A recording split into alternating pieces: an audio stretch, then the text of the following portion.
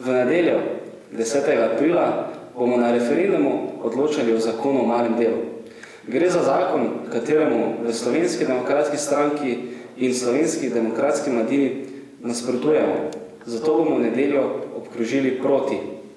In zakaj smo proti zakonu o malem delu? Zato, ker študij z malim delom postaja privilegij. Študij pa ni privilegij, ampak je naša pravica.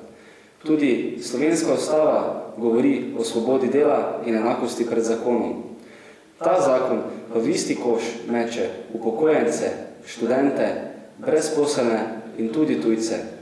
Rešitev problemov, s katerimi se danes soočamo v Sloveniji, ni v novem zakonu o malem delu, ampak v novih delovnih mestih.